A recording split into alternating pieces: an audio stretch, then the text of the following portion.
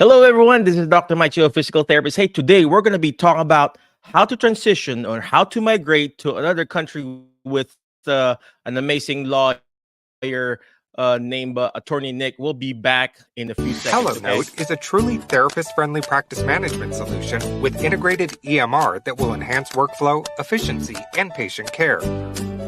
HelloNote reduces error and allows you to spend more time with your patients. It comes integrated with billing. Claims are generated once a note is completed. You can bill with one click and a patient portal, which streamlines the patient intake process. Beautifully engineered and cloud-based for easy accessibility, the software works on all platforms. You can access patient records from anywhere. We also offer 24/7 support. HelloNote is the practice management solution that you're looking for. Hello, everyone. If you're watching live, comment live. If watching on the replay, comment replay. We normally go live later, but tonight we're going to be going live earlier because we got a special guest for tonight. And I don't want to be, I want to be accommodating because this guy is from New York. So if you are from New York, type in New York, right? Well, anyway, we got a special guest. His name is Attorney. He's an attorney. Is that how I pronounce attorney? Attorney Nick Caraquel. Is that how you pronounce it? Or Caraquel in the Philippines, right? And he's actually an immigration lawyer. And he mentioned to me that, of course, he grew up in the Philippines, transitioned here. So he really knows the struggle firsthand, not just being a lawyer, but also an immigrant moving from the Philippines to here. And he's got an amazing story back home where, this struggles from home. And now he's here in America and he's got his own private practice or whatever you call it, private practice as a in law. So without further ado, let's go ahead and bring in Attorney Nick. Correct. Well, Nick, Yay. how are you doing, sir? Thank you Hello, very much Doc. for coming. Hello, I Doc. appreciate it, man. So, Yeah, Doc. Thank you for inviting me in your show. Right. So I'm again Nick Caraquel. I am an immigration lawyer here, based in New York City, and thank you for inviting me. So then we are ready to talk about other options for the healthcare industry. well, first of all, could you tell us your story? I mean, I've read your amazing story. It's been published in the newspapers and in Facebook and all over, man. Could you please tell us that amazing story coming from Davao, Philippines, and all the struggles that you've been through? Yeah. Okay. So I come from a family of 7 children, right? So my mom is a seamstress and my dad is a barber. Of course, you can just imagine how difficult life is. On my When I was in grade 3, my mom asked me to stop going to school because again, definitely the family cannot afford. And then I survived through college through scholarships and grants. Wow. I become an industrial engineer from Ateneo de Davao University way back years ago. And then even before I graduated, I was hired by San Miguel and then transitioned to Nestle Philippines. I came to the United States in 2007, right? So again, the transition I mean, it's in an understatement to actually say that, hi, life is difficult going through college, right? So Mm. again, talk about not having eaten 3 days and so on, but we've overcome that. I become a lawyer in the Philippines in 2003, and then I worked hard to become a lawyer in the Philippines in 2004. And then I came in as a tourist in the United States in 2007. I was lucky to be hired as an industrial engineer here in the US. And then I pursued my law career, took the New York bar exam in 2012, and happy to know that I passed, and then I practiced immigration law. I moved to New York in 2017. That's when I started my solo practice.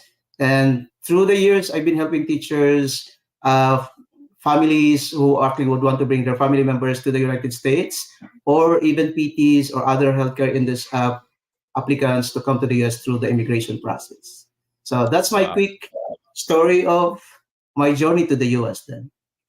Man, we got our own stories and everything, but yours is amazing. Your mom being a seamstress and a barber. I mean, here in the States, when you have a seamstress or whatever you call that business and a barber, it's going to pay you well. But back home Correct. in the Philippines, Oh, guys, good luck getting paid $1 or $2. I mean, I remember having a haircut for $1. That's like, Correct. how much is that? Yes. 20, 30 Uh, pesos. That's not enough. So mhm. it is going to be a difficult, uh, uh, what you call this, a process, growing up, and you really endured it. So thank you for pushing through, Attorney Nick, and believing in yourself too. And thank you for your parents for believing in you and supporting you. So I'm just fortunate my parents supported me well. Anyway, let's go back to you. Let's go back to the actual uh, topic, and how do we transition? So for example, I'm from the Philippines and I want to work as a nurse, or in this case, physical therapy, or physical therapist. What's the process? I mean, the basic general process, sir. Okay, so basically, again, I can talk about my own journey as well, right? So whether it's coming from the healthcare industry or engineering or any other industry, it starts with our qualifications back home, right? So I'm an engineer. If I would want to work as an engineer here, first you need to know if your foreign credentials, academic credentials, is actually equivalent to the United States, right?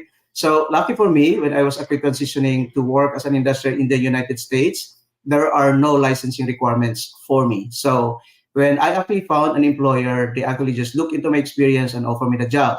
And then I process my visa. But then it's quite different for the physical therapist, right? Because it's the rules is quite stringent. So just like what I said, you start with your experience back in the Philippines, your academic background, and then you go through the credentialing process for you to determine whether or not your educational background is equivalent to the United States. That is just the first step, though. When I become a lawyer, I still have to be credentialed and get some documentation from the Supreme Court, submit it to the proper agency here, just like with the PTs, right? So you go through the credentialing bodies. Once you actually get given the certification, then you go to take your NPTA exam, just like me going through the New York bar exam. And then once you pass that, then you go through the state licensing process. And it's not enough, right? So it doesn't mean that you have a license, then you can work. You have to find that US employer. In my case, I tried to apply for a number of law offices. Unfortunately, I was not hired. So I said at the time, "Oh, you're not going to hire me. I'll come up. I'll create my own company then." And that was in 2012. I think it was a blessing in disguise. And I always say that if there are no opportunities open for you, then create one. And that's what Mm, I did. Right? I've been in love practice that. for about quite a number of years now. Right? So as a PT, there's a lot of rules that has been changed, right? Before, you could basically just once you have the license, you can apply for employment. But now you could also be on your own, right? You can put up your own clinic and practice on your own. So I think there's analogy between wanting to become a PT in the US, either as an employee or an employer. The same manner like a lawyer can be an employee or an employer if they want to go to that route. Amazing, amazing. I like what you said about, if nobody hires you, go ahead and start hiring people. So when one door closes and that door doesn't close, create a window yourself, right? So that's what we've Correct. been Yeah. doing. And a lot of people, especially in the United States, they forget how blessed they are. They don't have to go through all this immigration process, paying lawyer fees, Mhm. proving that your education is actually equivalent to the to the schooling that the United States is asking. That's why I have to go back and finish my doctorate here because of that same issue. So attorney, I- next is, now that, let's just say I have a possible employer. Can I Mhm. just do it on my own, or does the employer has to start the process? So on employment-based categories, though, generally speaking, you need an employer to sponsor your visa, right? So again, there are other visa types where a person can self-petition, like just the national interest waivers, but I think that is not so appropriate for the PTs in general. So the general path for a foreign educated PT is basically to go through the licensing process, and then once they have that, they need an employer to file the petition for them.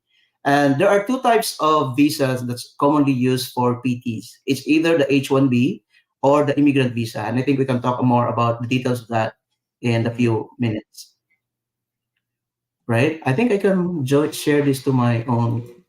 Yeah, yeah. So again, if you're watching live, comment live, watching on a replay, comment replay. If you got any questions for Attorney Nick, we got him for around 30, 45 minutes. So make the most out of it, and he can probably reply when you got any questions. So, Attorney, when we, so let's just say I already have my, do I need to have my local board exam back home in the Philippines before Mhm. I could take a board exam here in the United States? How does that work? Is there a certain requirement you mentioned about the uh credentialing? Is there like a credentialing body that we have to go to? FSBPT, FCCPT? I know those are letters that are so confusing. When I was trying to move here, I'm pretty new here also in the United States, uh and I had a problem, with my educational levels. So I think he's back. But I have a problem with the number of units. So do we have to go through that process, the FCCPT, the FSBPT? I mean, who does that? The employee or the employer? Okay, so the credentialing process technically starts with the potential employee, right? So there's three at least credentialing bodies for the PT group, right? The FCCPT, CGFNS, or IIRF, but the most common ones uses the FCCPT or the CGFNS. So on your own, you have to go through, submit some documentation, in particular your transcript of record, and of course your school needs to be accredited with FCCPT, correct? Now, once they are in the process of credentialing, they would let you know if there are deficiencies that you need to complete before going through the next step. That's basically going through the MPTE exam and so on and so forth. But because the rule changed way back in, I think in 2012, that you have to go through a DPT program before you can work as a PT in the United States. What used to be if you are already a registered PT in the Philippines and it's a lot easier for you to transition, becomes now a little more difficult to practice PT in the US because again, you have to earn 9 units, 10 units, or 30 units depending on what school you completed your PT. But the only agency that could actually let you know what your deficiency is going through the credentialing process, right? And again, the three agencies that could go through that is FCCPT or CGFNS or IRTF. It really depends on the state actually tells you what agencies they would allow, right? So example for New York, you can either go through the FCCPT, CGFNS, but other states, depending on where you would want to work in, also defines which agencies are allowed to do the credentialing. But for the common part, the most popular one is through the FCCPT. Wow, too much letters for me, Attorney. Right. So, Okay. well, anyway, FCCPT, for those people who don't are listening or watching, it's called the foreign. What do you call this? Foreign credentialing body, whatever, for physical therapy. Let me go Correct. look that up, Attorney. FCCPT. Right. All right, it's called the Foreign Credentialing Commission on Physical Therapy. So basically, you submit your paperwork, your school credentials, your transcript of records. Actually, not you. It has to be the school who has to send it to Mhm. FCCPT. It has to be sealed by your school, and that's how I remember this. Because I Yeah. graduated 1999 in PT school, and then I remember working on this around 2002, 2003, and it has to be sealed by the school, and the school has to be the one who's supposed to mail to FCCPT. Because is that still happening right now? Correct. So again, let me clarify what I actually said, right? So it's the potential employee who needs to start the process, right? And again, the number one requirement of the credentialing process is the school that you graduated from should be CAPTI approved school, right? That's why to start this process, they are asking you, oh, where did you graduate from? And to Mhm. your point, once you start this process, then the credentialing agency and the school has to communicate. I think the purpose of that is to protect the integrity of the documentation because we know people are becoming creative on creating some documents, right? So to protect that process, they have to coordinate directly with the credentialing agencies. And again, they will communicate to the applicant if there are deficiencies that needs to be completed before they go through the next step. Wow. Yeah, that's very true. That's like what you said, to protect the integrity of the credentialing process. Knowing knowing stuff back home, right? So after that, attorney, after that, the credentialing agency, FCCPT or CGFNS, or the other letter that you mentioned, they send it back to you, right? They send it back to the Yeah. employee, and the employee gets that certificate that your education is equivalent to the US standard. Then can I Mhm. take the exam? Is that the So process? again, so once they are actually being credentialed, right? So then there are states that requires the jurisdiction exam, right? New York, for example, is one of them. But let's just assume that the state that you're applying for does not require the jurisdiction. Then you are actually given the certificate, which will be needed for you to register and schedule your NPTE exam. Okay. So, but before you could actually take the exam, because only for PTs, unlike the nurses, they only need to take the exam in the United States, right? Or at least Mhm. in some territories, right? It's just like Guam and so on. So, once you are credentialed, you were issued the certification that you are allowed, or your academic background is equivalent to the US equivalency, then you are applying for the authorization to take, and then that's part of the requirement for your NPTE process, right? So Sure. And once you are then given that's the the authorization to ATT, take, right? correct? Once you are given the authorization to take, you have to select the schedule and the place where you want to take the exam then. Okay, and hope and wish you that you will pass the NPT exam. I heard it's very difficult. Through the statistics, I think it's only 50% passing rate for NPTE. I was surprised though that there are now a number of NPTE review centers in the Philippines, and I think Yeah. that's a big help for PT aspirants working to the United States because, again, costs. You can just imagine if you are in the United States and you are reviewing and taking the NPTE exam, and it could be a lot of money needs to to spend just to be here and prepare for the exam. At least before you go to the US and take your exam, you already have spent a lot of time back in the Philippines because there's a lot of review centers there.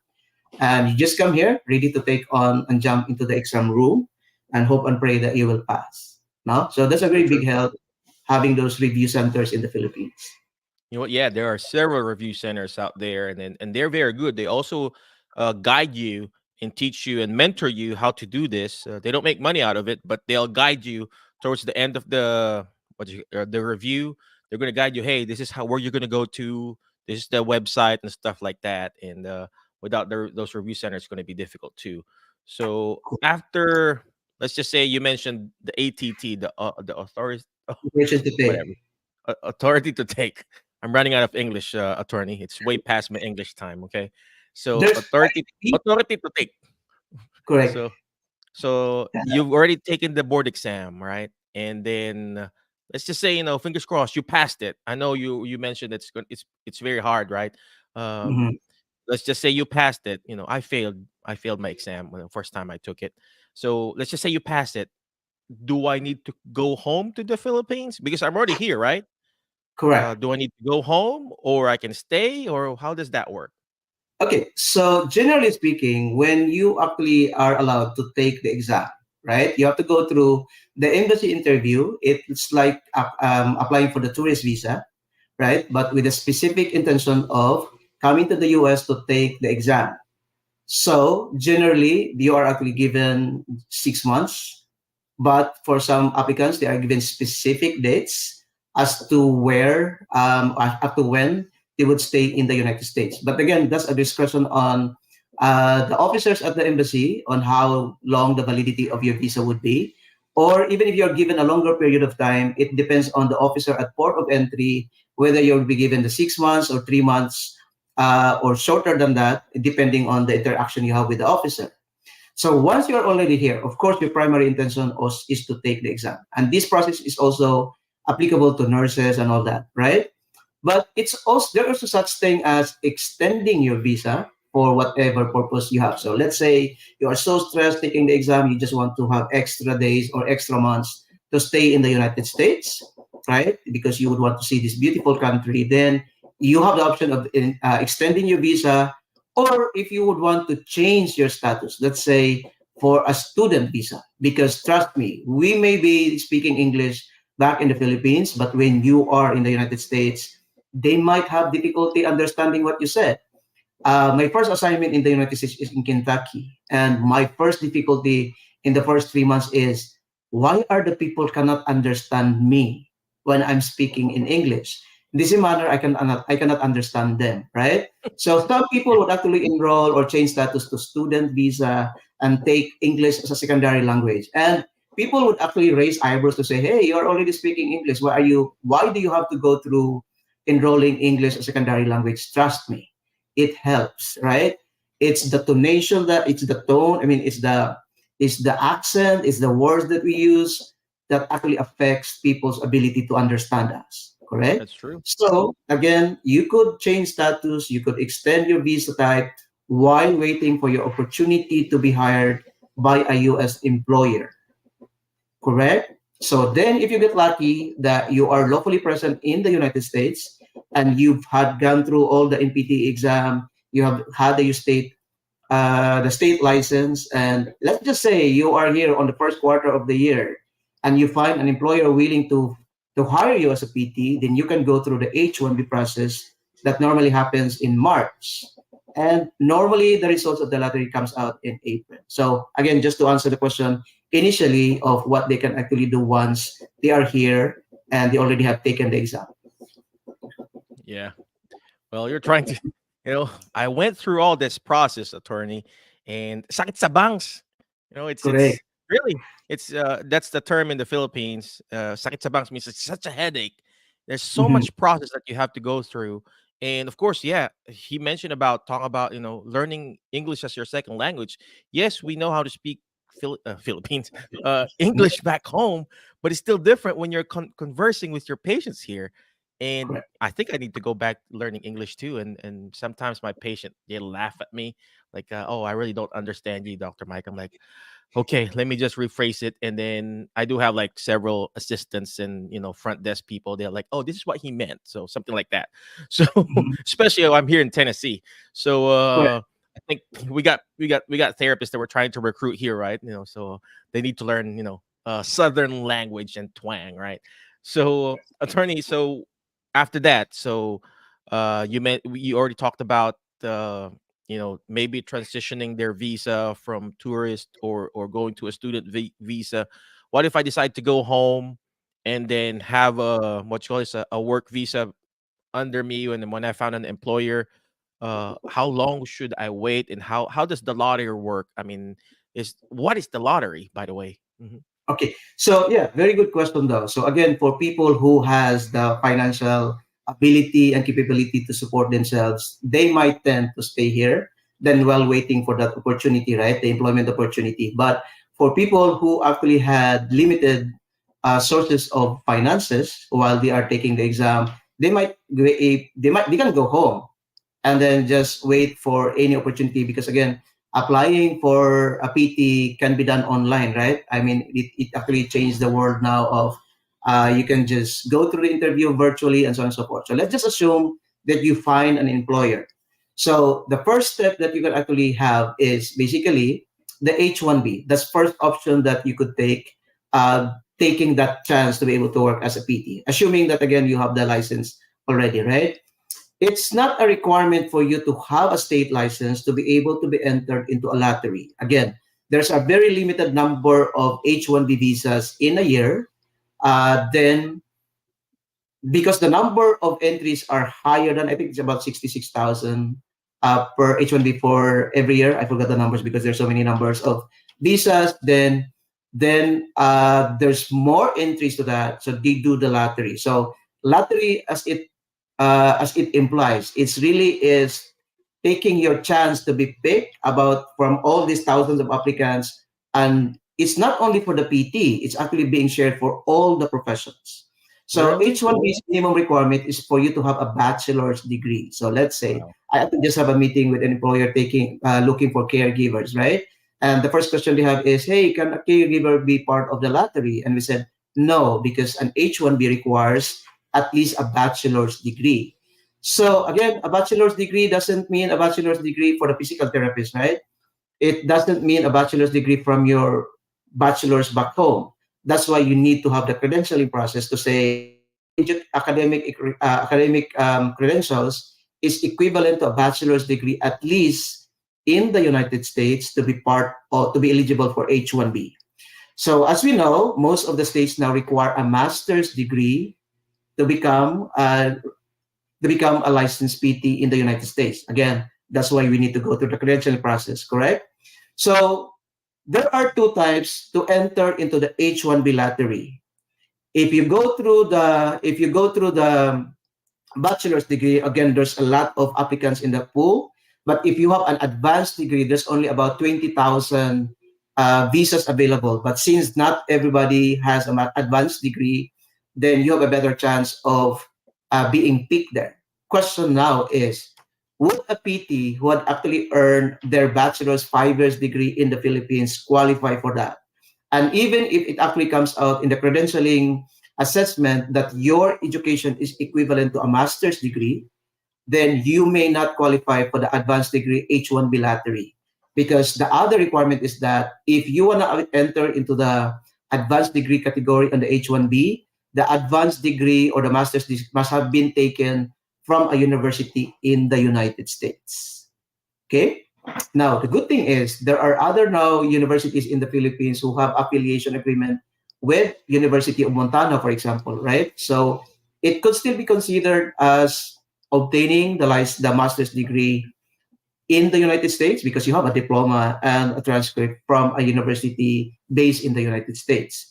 But what I'm trying to say is, for you to qualify on the advanced degree H-1B lottery, your master's degree must have been earned in a university based in the United States. But basically, that's the process of the H-1B, right? They normally open the lottery second, third week of the month in March. You have a very limited period of time wherein you have to register, and the employer needs to register you. It's not the applicant that will register themselves. And then after the lottery closes, this time, it was actually last Friday, and then the results came out yesterday, right? And again, the chance of being paid is very slim. And maybe we can transition towards what happens next then if you are not selected in the lottery, right?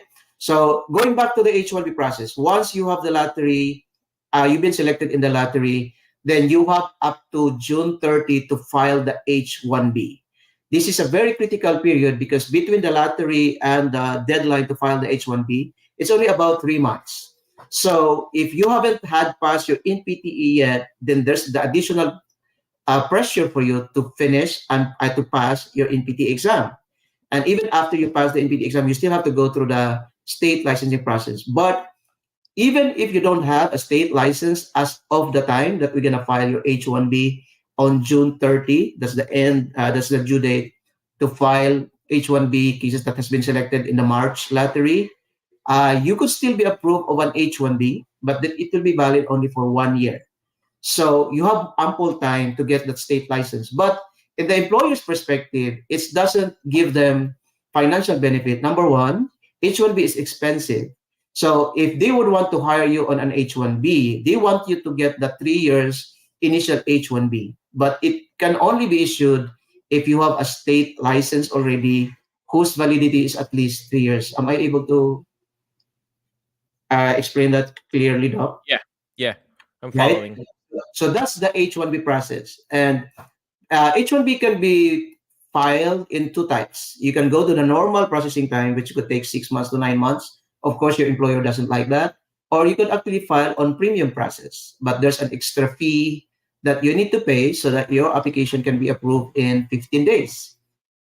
Then once it's approved, then you have to go through, if you're outside the United States, then you have to go through the embassy interview. Or if you are in the United States, you can just change status from whatever non-immigrant visa you have, with a tourist or student, to an H-1B. So balik tayo dun sa sinabi natin kanina, Doc, na what happens if I'm already here and I don't want to go back and I'm already having a student visa? Can I just easily transition to H-1B? And the answer is yes, right? So whether you are in the United States or outside the US, your first day of employment through the H-1B process is October 1st. If you are outside the United States, you can come in 10 days earlier than October 1st, but your first day of work is basically October 1. if you get your H-1B through the lottery. So just for context or clarification, when you talk about a work visa for PT, you're talking about the H-1B. If you're talking about the immigrant equals green card, we are looking at the EB2, Mhm. right? So EB means employment base. Then the things you hear about EB2, EB3 is just basically the preference categories, right? AB2 is for advanced degree holders. AB3 are those with a bachelor's degree. How about the Okay? EB1, special child? AB1. AB1 yung medyo mataas na category na yan. So, I think, have I clarified with the H1B process? Because we only talk about the H1B. Yep, yep, Okay. yep. So it's a long So, if process, and just by listening to you, attorney, it's like I'm stressed out already. And I correct. remember I went through this process, and I remember I waited back home. I did took the board exam. I took it around '06, and I failed. I only had a 3-day visit visa. 3 days. I came in, I took the exam, and I flew back. They didn't even give Mhm. me, I didn't even get to explore Hawaii. I went to Correct. Hawaii that time. And then '09, they gave me 6 months. So I was able to kind of observe my friend. Hey, what are you doing? What kind of therapy is this? Blah, blah. So, and then I passed. And after that 6 months of, staying here, not really 6 months, but, before the 6 month period, I went home and still waited to get approved for my work visa. And that was such a stressful time for me. I already had 3 kids, and I didn't have a job back home, so it was very stressful. But anyway, so I've been seeing the cap and then non-cap. What does that mean, attorney? Okay. So, the cap exempt, generally speaking, if you are going to work for as a PT in the United States, the most likelihood of finding an employer is through a private employment, correct? So Mhm. if you are working for a private employer, you have to go through the cap exempt. So the cap, the H1B cap. Again, there's about 65,000, 66,000 visa H1B every year. And then, so hahatiin yon, pag kunwari nga, more than 66,000 na yung nabunot, then wala nang pwedeng bunutin. That's what means cap, right?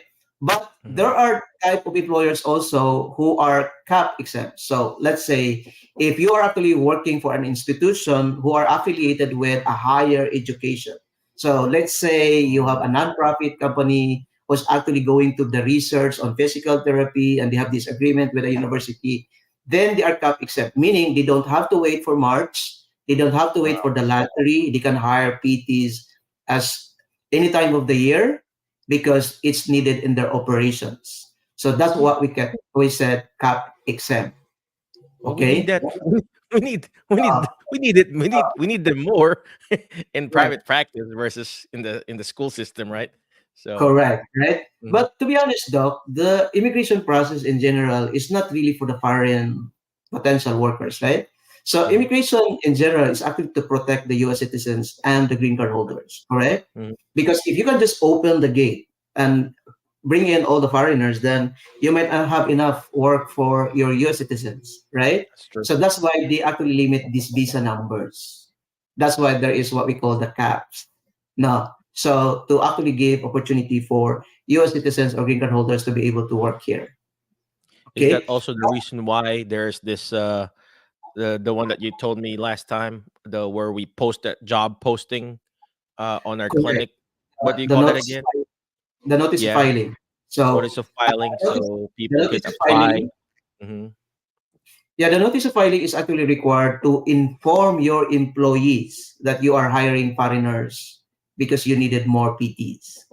Now, so again, that is to protect the US citizen or the green card holders available and willing to do the job. So, hey, before you can hire foreigners, you have to offer it the opportunity first to us. Okay. And if there are no applicants, then you can hire foreign workers. There you go. See, at least Yeah, they cannot say, "Hey, we're stealing their jobs." Hey, we're posting it correct. here in our workplace, and everywhere because it's your opportunity to apply for this job. So, Attorney Nick, so I know you're a very busy person. It's Now, can I just Eastern time interrupt you, here. Doc? I'm sorry. May limit ba yung show mo? We have people watching in this. Some bit. I already shared it also in the Filipino group. Pero may limit ba yung show mo? Sorry. No, we don't have any limit. We could talk the whole day. Well, Gusto ko lang balikan yung binanggit mo kanina because I think it's very go ahead. important to share yung perspective, right? Again, pareho tayong we go through this process, right? And as an applicant, 1 day waiting of the next step feels like a year, right? Mm. So just like what you said, you've been so stressed preparing for the board exam or the MPT exam. In my case, it's the bar exam, right? And then luckily you pass and you become licensed PT, you get your state license and all that. And then you find an employer, and then after that, you wait. So let's talk about the H1B perspective first, right? So you get through the lottery system. You have to wait until the end of March for them to do the lottery. And then the following week, you are hoping that you will receive that email to say, hey, congratulations, you were selected to the H1B lottery. If you haven't received your selection notification as of now, then chances are you were not selected. The good news is there's still another selection process comes June. So there is still an opportunity that those who have been through the system might be selected in June. Okay? But alam mo yun, yung perspective ng applicant, you feel like I've done all this work and still I have to wait and there is no guarantee that I will be selected. It is the same actually feeling that the employer has. And just like what you said, one of the reasons why employers doesn't like immigration processes is the paperwork. Correct? Alam mo yun, having to understand this process and it becomes complicated and with all the forms that I have to do this and I have to do that, right? That's why when people come to our we're office, paying already, right? We're paying correct. already, and then I mean, just for the people who know, so we're trying to get PTs back home, and we kind of paid for the people, and then only got one selected. I only said only, but I feel blessed because out of the 65,000, I got one out of it. I got one. Correct. Yes. We requested 3, right, attorney? Mhm. We submitted 3 applicants to get, but we got one out of the 65,000. And of course, how Correct. many people applied? 400,000. Yeah. So again, that's why they need the lottery because the demand the supply is more than the demand, right? So you have the cap, right? So then again, yung perspective nga ng employer, doc, is I have paid already, but again, there's no guarantee for me to be selected. I'm happy to get one, and it's not the fault of the lawyer nor the fault of the employer. You are just lucky that you get one, right? And be part of that pool of blessed H1B lottery means chosen to be selected in that lottery, right? And then after you've been selected, you have to go through again the process, wait for the process to be approved. And once they are approved, you cannot even have your PT right away. You still have to wait for October 1st. Yeah. Correct? So the same feeling that the applicant says, hey, I've been waiting already. Why do I have to wait for October? It's the same feeling times 3 on the perspective of the employer. They already spent a lot and they cannot have the PT that they needed in their operation because they have to wait for October 1st, right? And not to mention all the paperwork and so on. So that's why in employment-based inquiries in our office, we normally start the conversation with the employer and not with the employee, right? Because there's a lot of work that the employer needs to do before we can even go to the process of you having to interview at the embassy. Okay? So one last ano na lang, doc, so we can transition to the immigrant visa, is the next strategy on what happens then if I will not be selected to the H1B lottery. So the good news is if your employer is willing to file the immigrant petition for you. So again, babalik kita, EB2 is equal to immigrant is equal to the green card.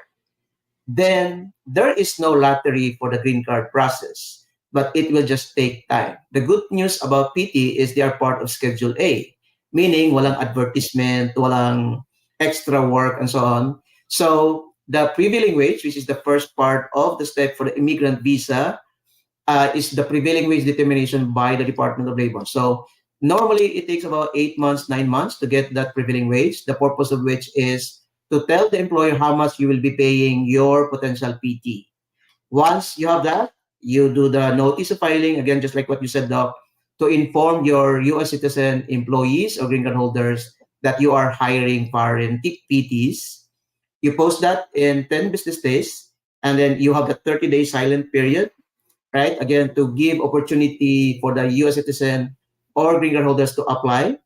And if you still need employees, then you file the H-1B, the immigrant petition for you. If you do the premium processing, it can be approved in 15 days. Once it's approved, it goes through the National Visa Center. Takes 3 to 4 months, and then you have your interview. Absent the retrogression, the whole process could take about 1 year and a half. You are already a green card holder in the United States if there is no retrogression. Wow. So, good news for master's degree holders or the DPT. They can be green card permanent residents working as a PT in the United States in about 1 month, 1 year and a half, right? If you don't get lucky to be selected in the H-1B lottery. Wow. Wow. Kind of stressed out already just by listening to that, attorney. I went through that process too, but it's good that you got your green card in a year and a half. I mean, it took me almost 10 years to get it, you know. So, Mhm. and then I like what attorney Nick was talking about, ladies and gentlemen. He was talking about the stress, not just for the employee, but also for the employer, because like what he said, you know, the employer, I mean, not unless you're a big company, but the big company, they also need to make money, right? So Correct. I'm a small private practice, and then we're paying out of pocket on this. And I know it's an investment, it's a big risk too. And then you don't know, it's literally a lottery if you're going to get picked or not. So at least I got one out of the three that we submitted, you know, for that. So we are very blessed. Thank you, attorney, for working on that. So part of it too for the immigrants out there, you know, the Filipinos specifically, uh you know, think of it like this, you know, like what attorney was talking about, you know, US, the United States is protecting uh the the citizen and the green card holders here. So you really have to go above and beyond. If you're an immigrant right now, you're from the Philippines. I know we kind of shared this in the Filipino group. If you're an immigrant, if you're a Filipino or any kind of immigrant, you got to have that immigrant mentality. You know, the why would the company hire me? You know, your skills, you got to go above and beyond. You just can't be this generalist. You know, you have to have that special skills. You have to have that niche going here, because the employer could just say, hey, why would I spend all this money where I can hire a new grad here? Speaking of that, I have like 3 doctoral students that comes from University of St. Augustine. We got contracts from other schools too. And why would I hire someone back home when I could just hire a new grad here? Well, of Mhm. course, the key here is you going above and beyond. I'm not saying operate out of your scope of practice, but going above and beyond. The goal here is not just to satisfy your customer and well, your customer is your employer and your patients. The goal here is not just to satisfy them. The goal here is to amaze them so much that they're like, okay, I want to get this therapist back home, something like that. Just like what Nick is doing, you know, he's just amazing people now. So, attorney, so uh, after the green card process, you got approved. Yeah. What's next? So again, you become a green card holder, right? You come in 1 month later. So let's say you are coming from outside the US, right? So you go to the interview, you got your immigrant visa, you pay your green card online. 1 month later, you receive your green card on the mail. You will receive your social security number as well.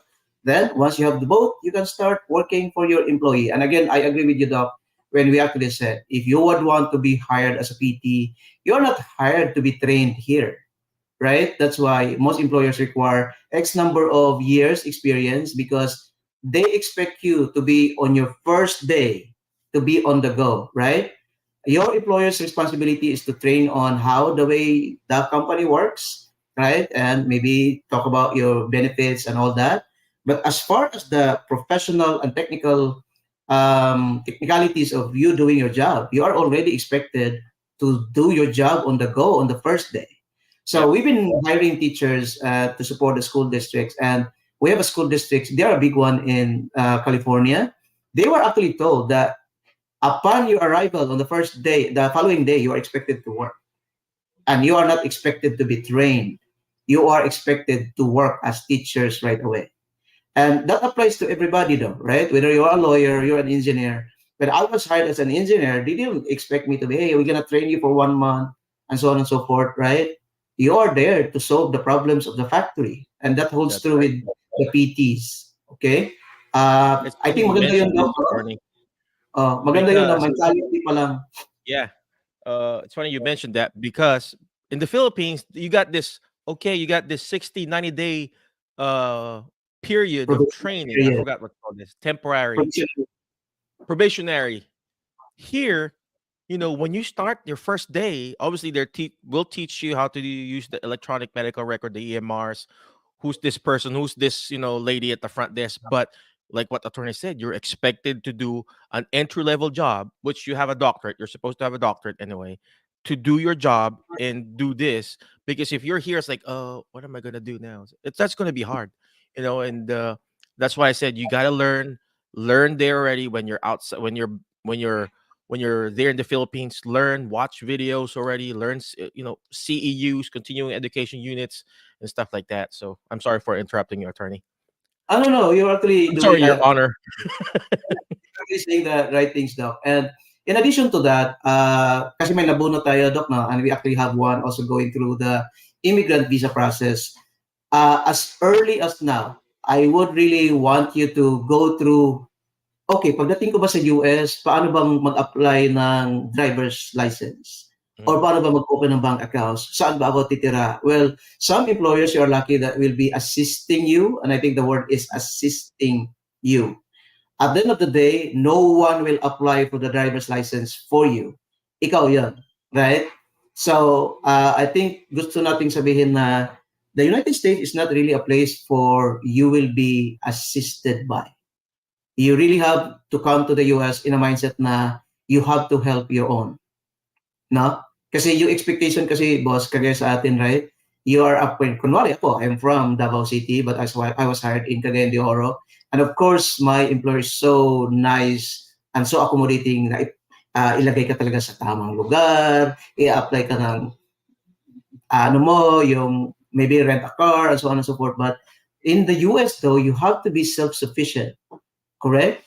And before coming to your employer with YouTube now, with other social media platform, try to understand the place of work so that hindi ka ma-shock, no? Because I was shocked when I came to Kentucky, right? Because when we actually think about America, we think about New York, California, or Chicago, and so on. But of course, I was assigned in Kentucky. It was a beautiful place, but it is just not the place that you were expecting about America. And I came in on a fall season. So patay na yung mga puno, medyo sad yung story, right?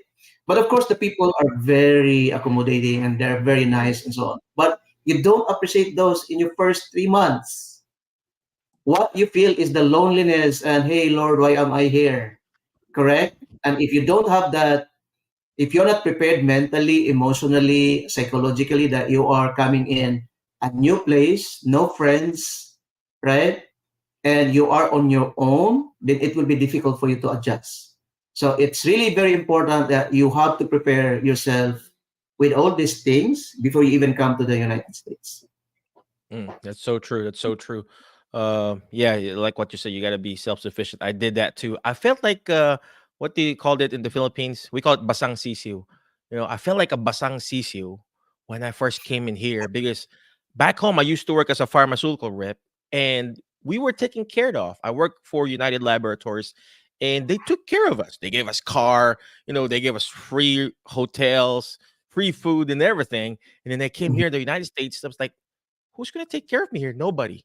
Nobody took care. I mean, of course, I had like a Filipino friend that really helped me out, but he took me to the driver's license center, and then nobody will help you when you come here. But on that note, rest assured, if you work with me, I will help you. I'll guide you because I know your struggles anyway. So, with that being said, attorney, what will be our next step? For example, we got the green card. You come in here, um, we got we need to apply for social security, our driver's license, and plug and play work for that company. uh what will be the next step? I mean, what I mean is that the work visa, how do we renew that? Do we renew that every, you mentioned 3 years, every 3 years? And then for the Yeah. green card, if we already got it, when does that expire, or does that expire?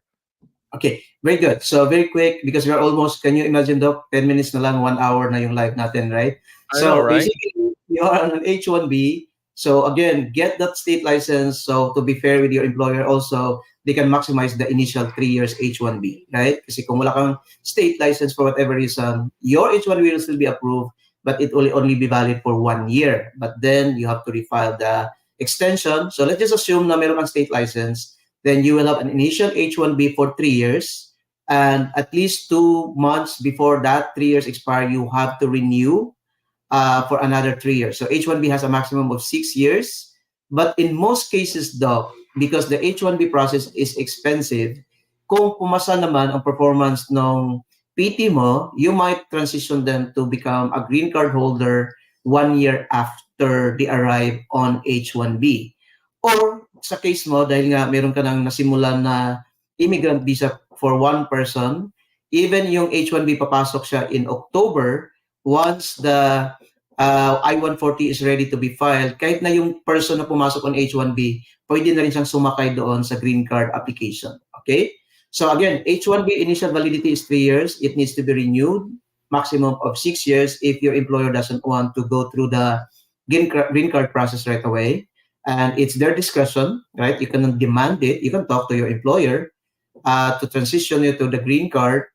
But again, it depends on their policy. It depends on their discretion.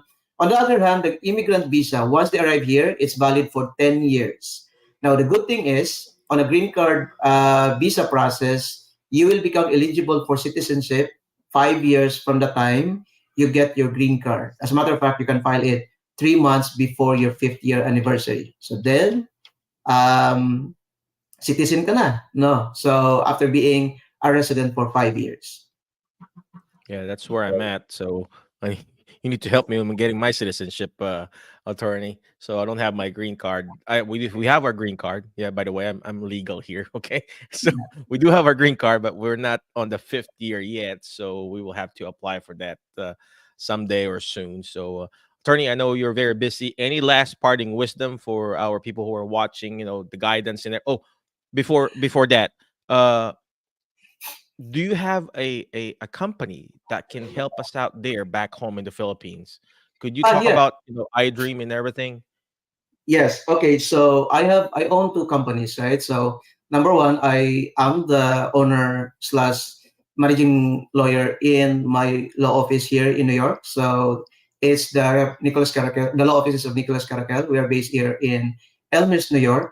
And then we also have a staffing agency called the iDream America. So we are actually helping physical therapists find employers in the United States. So we are not an agency. So meaning if you're gonna go through our process, you're not considered our employees. So our contacts are direct employers who are now ready to hire PTs or occupational therapists or speech pathologists. So we could actually help you navigate through the licensing process, and we can also find an employer for you.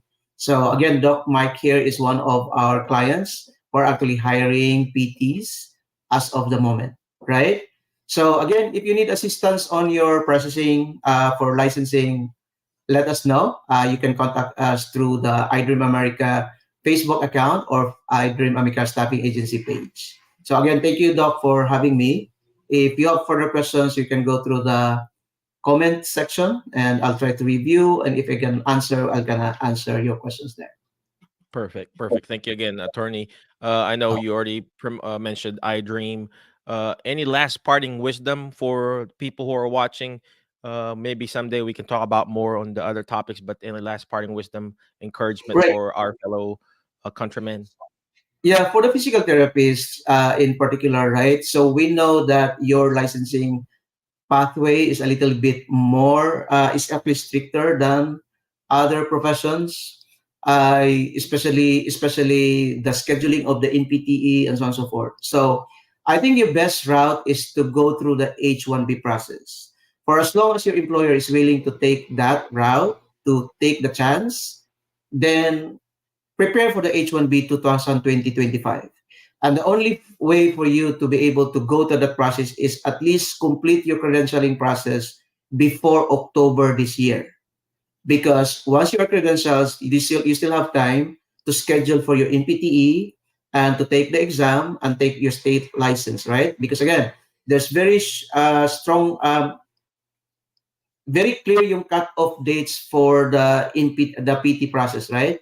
You have to be credentials as of October. You have to be selected by March. You have to file your H-1B by June. You have to start working by October. So very strict yung timelines on working as a PT on the H-1B.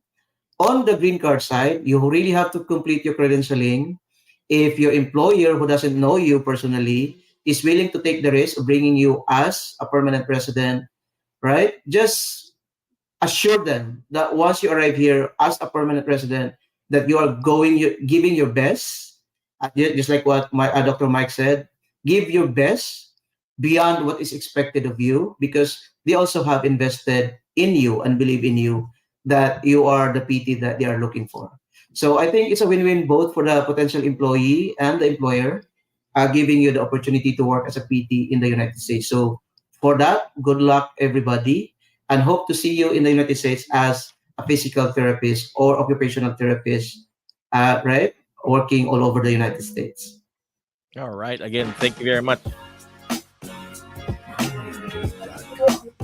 Yeah, thank you very much, attorney. Appreciate you for your time and everything, and so of course for assisting us in this process on helping out our fellow Filipinos back home. But before I let you go, always remember the word fast, F-A-S-T, F-A-S-T, fast. You know, take action fast, right? Letter F, find people that will bring out the best in you, because you are the average of the 5 people you hang out with. So today I hang out with attorney Nick. You know, I feel like it's hard to be a lawyer. I don't want to be a lawyer. I want to be a regular physical therapist, right? So find people that will bring out the best. Your next letter, letter A, take action. All this stuff that we're doing is not going to do me good. It's not even going to do attorney Nick good if you don't take action. Take action. Go to their website. You know, reach out to them. Hey, attorney Nick, this is my case. This is my situation. How can you help me? Take action, okay? Next letter is letter S, shoot for the moon. Why? If you keep shooting for the moon, you're going to be landing with the stars. Guess what? Tonight, I landed with the stars with attorney Nick. And of course, another lesson on that, you're going to fail, right? If you keep shooting for the moon, you're going to miss it. You're going to fail. You know, I've been rejected several times. I've been denied a visa several times, even applying for a green card because I didn't have the doctorate degree, and even for my tourist visa back home, and then get one. It was so hard. I probably got denied, I think 2 or 3 times. I can't even remember, can't even count. I failed NPTE, but I kept on going. The goal here is to keep going. Don't stop. All right. You're going to fail. You're going to make mistakes along the way, but learn from it. Learn how to adjust your sail. You know, when you're riding the boat or whatever you call that, or sailing the boat, learn how to adjust the sail and go for it. Okay. Next letter T is, or the last letter T is teach it. Why? Because when you hear it, you forget, you see it, you remember. But when you're actually teaching it, you're actually understanding it more. And that's what attorney Nick is doing. He's teaching us how to understand this process. And the more you understand it, the more you're teaching it, the more you're learning, the more you're going to understand it. Oh, it's not that bad. It is hard, but along the way, you'll learn it. All right. Again, thank you very much, attorney Nick. Appreciate you. Be awesome. Be great. Be excellent. And we'll see you again in the next episode of our, not the Jerry Hab show, but the Alternative Career Show. I'll see you around. Thank you. Good night, attorney Nick. HelloNote is a truly therapist-friendly practice management solution with integrated EMR that will enhance workflow, efficiency, and patient care. HelloNote reduces error and allows you to spend more time with your patients. It comes integrated with billing. Claims are generated once a note is completed. You can bill with one click and a patient portal, which streamlines the patient intake process. Beautifully engineered and cloud-based for easy accessibility, the software works on all platforms. You can access patient records from anywhere. We also offer 24/7 support. HelloNote is the practice